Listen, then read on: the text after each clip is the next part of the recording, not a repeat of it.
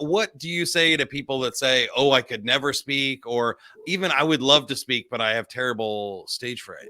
Yeah. Yeah. So realize like, I mean, obviously I'm biased. We teach people how to find and book paid speaking engagements, but not everybody wants to be a speaker. I get that. You and I love being on stage in front of an audience mic, but like my wife would be like, don't you dare call on me. I do not want to be up there. I want nothing that, like, so I was like, yes, ma'am. Like I totally get that. So I think sometimes though, even like what you alluded to there, if someone feels like, well, I get nervous, is that a bad thing? Or does that mean I'm not a good speaker or anything like that? Or maybe I shouldn't be doing this. It's like, no. I think oftentimes we get nerves confused with excitement or adrenaline.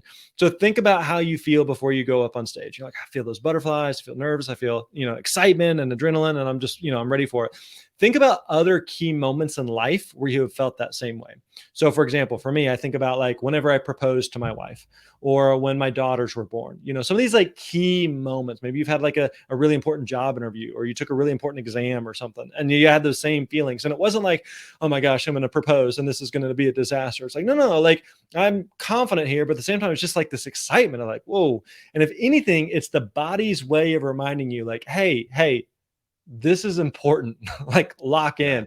When you don't feel that, it communicates like, it's just not it doesn't matter as much. And so I'd be more concerned if you didn't feel anything, because it oftentimes shows that you were just kind of going through the motions. So I think the question then becomes like, how do you best minimize that so it doesn't become like debilitating and it doesn't, just ruin your presentation or talk? And so again, you think about like, people who are great at what they do. Think about musicians and bands and artists and athletes. And you think before someone goes to play the Super Bowl that they don't feel those same feelings. Well, of course they do. Like but they are a professional. They have spent years and years and years of their life preparing for this moment, but they still feel that adrenaline. They still feel those butterflies. And so again, how do you minimize that? Well, I think one of the best things you can do is really spend a lot of time behind the scenes practicing and preparing.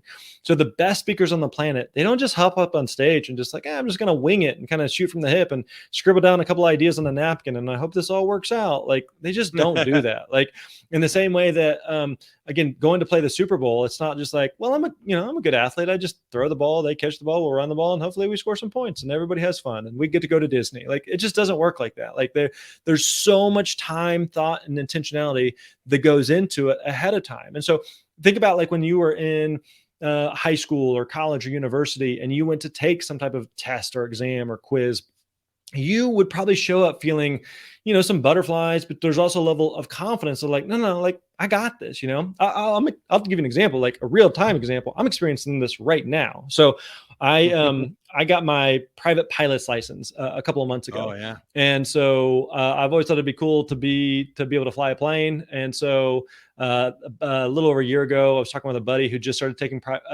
flying lessons. And I was like, well, if that joker can do it, I can do that. And so started taking lessons, got my license a couple months ago. It's been super fun. And kind of the next phase of that then is to get what's called your instrument rating. And that allows you to fly through clouds and rain and weather and yada, yada. Right. So tomorrow morning, at the time of this recording, I've got a written exam that is a long multiple choice exam. And I have spent so many hours preparing for this dumb test and I cannot wait to get it over with. Right. And so, tomorrow when I roll up there, I'm going to feel the butterflies, but I'm also just like, no, like I'm not winging this. Like I've put in the work. I'm prepared for this. And I know I'll pass this and I'm very, very confident in it. Right. But it doesn't mean like you're not nervous. And so again, it just, if anything, it just shows you like, hey, this is important. This matters. Pay attention here. Yeah, I like that. For me, I want that feeling. As we get older, there's not too many places in life that we still get that butterfly feeling. Yeah. So I love it when it happens now. And I might not sleep really great the night before, or I might be a little nervous in those first few minutes of a talk, but it settles down pretty quickly. Yep. And I try to just really focus on the breathing and being in that present moment and being like, wow, how cool is this? That at I'm almost 44 years old, that something still gets me this excited, this nervous. It's that alert that like, hey, something cool is about to happen for you. Yeah. And if so anything, it's a really good thing. And so don't view it as this negative thing. Like we both promise you that the best performers on the planet, speakers or otherwise, they still feel that, and it's just a way of saying, "Hey, this is important. This matters." I was going to add on to that point too, is that when you don't, again, that's the problem. And I see that in sales a lot where people are like, oh, I'm afraid I'm going to be too pushy, or I'm afraid I'm going to make this all about me or something. And it's like anybody who is worried about that is not going to be too pushy. Sure. The people that are too pushy have no filter. They have no self-awareness. They're not worried about any of this. They're not worried about looking bad on stage. They're just maniacs. So the fact that you have those worries means that you don't have to worry about it. Well, and one thing we touched on earlier is that, again, you get more. You and I could get up on stage and we would feel a little bit of that, but we'd also feel pretty comfortable pretty quick because we've done it a lot. And so realize and recognize, like, the best speakers on the planet, they're not just making something up. Like, they really spend a lot of time putting in the reps, and so they feel a lot more comfortable and confident.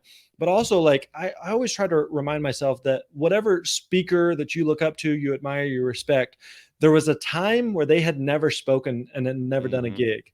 And then they did their first gig. And so you're looking at them like, oh man, they've done thousands of gigs. I'll never be as good as them. Well, it's like, yeah, because they've done thousands of gigs, right? Like, you're not comparing apples to apples there. So I think also just like be realistic with yourself about where you're at and not fall into the trap of comparing to where someone's at who's at, light years ahead of you. But also realize you'll never get to that professional level if you don't start and if you don't take those initial steps.